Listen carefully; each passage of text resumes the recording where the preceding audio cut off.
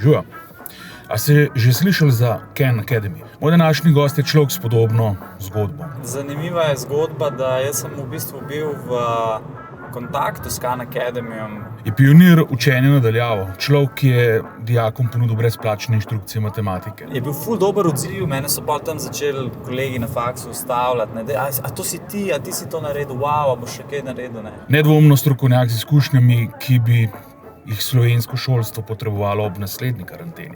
V bistvu manjkajo mi vsebine, ne? Ideja e-learninga pri nas je šla samo toliko daleč, da so poskenirali učbenike in jih dali na internet. Tokratni game changer je Andrej Peškraba, avtor brezplačne spletne učilnice za matematiko Astra.si, ki je imela več kot 13 milijonov ogledov doslej. Uživajte najni vožnji. Žal.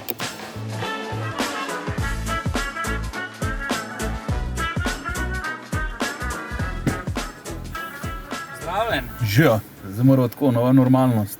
Evo. Kako si? Odlično. Ja, če pa začeti. Lahko, ja. Kako bi želel, da bi te javnost poznala? Predvsem me poznajo zaradi tega mojega projekta Astra.si. Drugače sem pa jaz zdaj kariero zgradil v marketingu. No, ampak kako misliš, da jaz predstavil? Verjetno si me predstavil kot nekoga, ki je naredil ta sajt za matematiko. Ja, mislim, a veš, kaj to je game changing. Meni se zdi, da si ti v bistvu Khan Academy v slovenski. Ja, pač Khan Academy je zelo podobna ideja, se pravi spraviti neko vsebino osnovnih, srednjih šol na internet in je začel objavljati na internet in se je to zelo hitro začelo širiti, potem je dobil nek grant, ne?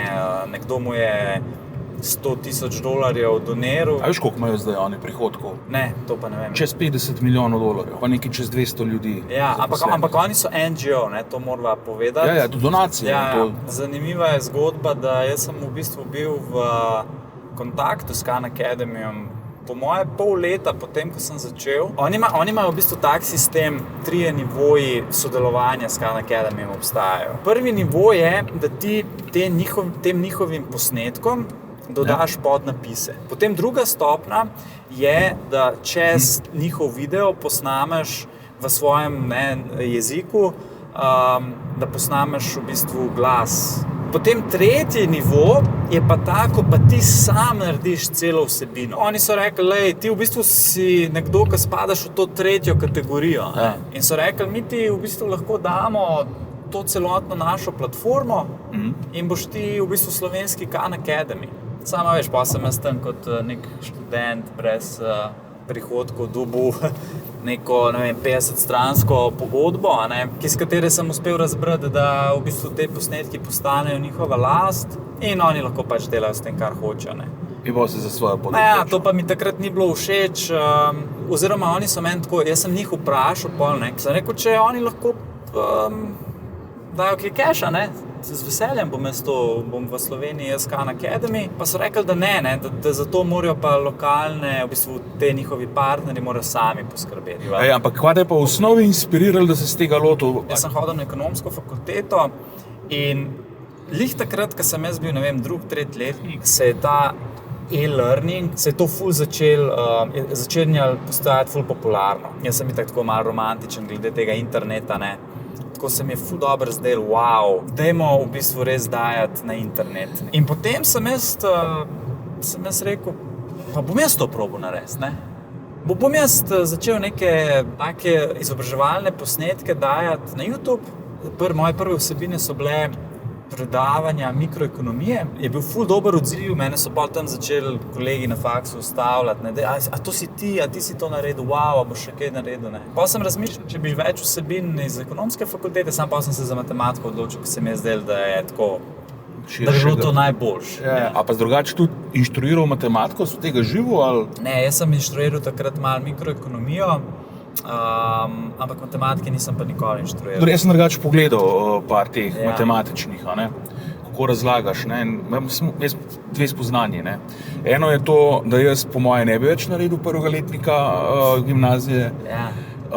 Drugo spoznanje pa, da čist drugačen pristop, recimo, kaj se ne vem, če imaš v glavi mogoče, kako razlagaš, kaj so polinomi. A veš, kaj v bistvu se zazibaš v pravljico, kad te posluša človek, ne, tako, imaš en mal svoj način podajanja te vsebine, ne. Ko ti spoznavaš nek nov koncept v teh naravoslovnih znanostih, je to v bistvu ful individualna, taka skoraj malo intimna stvar, ne. Ko se spoznavaš z nekim tem konceptom, moraš res v bistvu biti skoncentriran, fokusiran in včasih je v tem tipu izobraževanja ali pa v tem procesu, ki ga imamo mi, ne, nek razred, pa nekdo pol piše na tablo, je težko.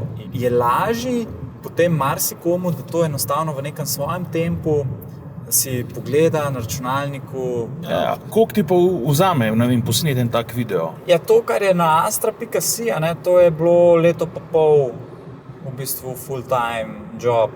Ampak to si jih par na dan naštancal? Ja, seveda. To sem jih po 10, 20 na dobre dneve, ne, pa je bilo že tako, koliko jih lahko v enem dnevu naredim.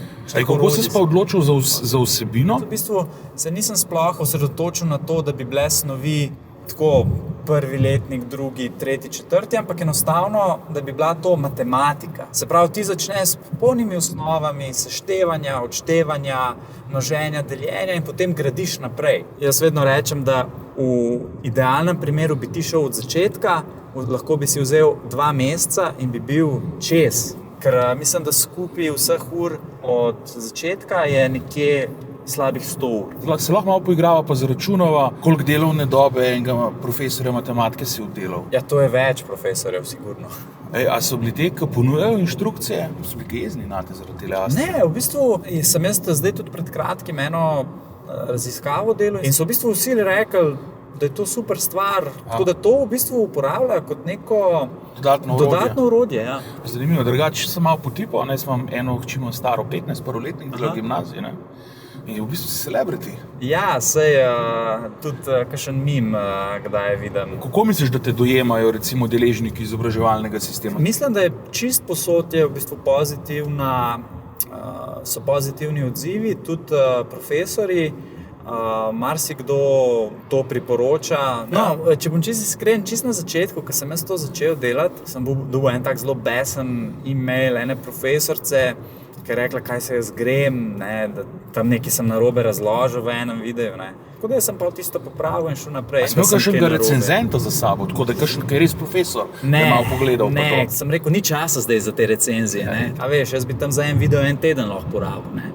Tako da je bilo to tako, lej, damo ven, pa ne uporabnik najde napako. Ne. Kako da nismo benga rejta naštimal tako od spodaj, da bi dobil v bistvu video, ki je največ ljudem pomagal? Tako bom rekel, stran sigurno je potrebna nekega updata. To so vse sam naredil? Vse. Za malenkost mogoče mi je kdaj kdo kaj pomagal. A se zdaj spogledoval v smislu, da pa Astro celo v angleščino tudi postavil? To so bile želje, ampak jaz sem bolj hitro spoznal, da vsem, če nisi native speaker, razlagati mogoče eno bolj kompleksno stvar. Meni osebno je bilo to težko. Pa tudi samo dejstvo, da je angleških vsebin toliko veliko, oziroma da obstaja Khan Academy, me je to pol odvrnilo, oziroma sem rekel, bo samo v slovenščini. Kako bi ti lahko recimo slovenskemu šolstvu pomagal z enim tem svojim pogledom, videnjem, neko usmeritvijo? Kva njim manjka? V bistvu manjkajo mi vsebine. Ideja e-learninga pri nas je šla samo tako daleč, da so poskenirali učbenike in jih dali na internet. Vsebina mora biti točno taka, ki sem jo jaz naredil, in to tudi dokazujejo vsi komentarji, pa vsi, ki to uporabljajo. Pa kar jaz mislim, da je največja dodana vrednost teh mojih vsebin, je pa, da so zelo avtentične. To zgleda tako, kot da jaz zraven tega učenca ali pa učenke sedim in jim to razlagam na papir. Kaj bi bili neki koraki, ki bi jim ti svetoval, tem, ki organizirajo šolstvo pri nas? Koraki bi bili to, da gremo vse narediti da gremo predmete narediti na tak način, ki sem jih jaz naredil. Vsebine morajo biti interaktivne, pa dovolj avtentične, da dobiš ti v bistvu uporabniško izkušnjo, kot da si v razredu in kot da se ki ti razlaga, posveča samo tebi. Ampak pravi, to pomeni generiranje vsebin. Generiranje vsebin. Potem je pa to ena platforma, kjer v bistvu učitelj lahko spremlja napredek vsakega učenca posebej, vidi, kje se mu nekaj zatika in v bistvu potem vloga profesorja, je bolj kot nekega mentorja, inštruktorja, kjer so težave. Nekdo, ki bi mu en predmet šel. To pomeni, da bi... nekaj v delu 3 mesecih. Mislim, zakaj bi on mogel hoditi 4 leta pa na ta predmet? No, meni se zdi ena od velikih prednosti tega, da bi se digitaliziralo šolstvo, ravno to, da se dinamiko lahko vsakdo prilagodi. Ja, to je velika rak rana trenutnega sistema, kjer mi pričakujemo, da bojo isti posamezniki, ki so isto stari, se pravi isto stari posamezniki, da bojo napredovali enako hitro na vseh področjih. Ni to res, Ti misliš, da ta izobraževalni sistem se bo zaradi tega, ker se bo prej ali slej digitaliziral, bo tudi bolj zindividualiziral? Sigurno. Ne vidiš pa tega, da bi bili učitelji v bistvu kreatorji vsebin? Ne, seveda so lahko kreatorji. A veš, vsak učitelj, ki more odpredavati neko snov po nekem učnem načrtu, on v bistvu je že ustvarjalec vsebin. Sam da zdaj tablo vsakič znova pobriše, če pa jo digitalno naredi, lahko pa to pač se shrani. A misliš, da bo s tem, ko se bomo digitalizirali na tem področju, povečalo število avtorjev vsebin? Sej, v bistvu moj projekt, jaz sem ga zastavil tudi tako, da bi še koga navdušil, da bi v bistvu nekdo, ne vem, kaj je danes profesor biologije ali pa kemije, da bi se sam tega lotil. Se zdaj mi dost, recimo, teh profesorjev mi piše, da jaz bi tudi nekaj tazga naredil, ampak tukaj pridemo do ene pomembne stvari. To ponavadi potem vse te vsebine ostanejo nekje zaprte ali za neko spletno stranjo neke šole, za nekim passwordom.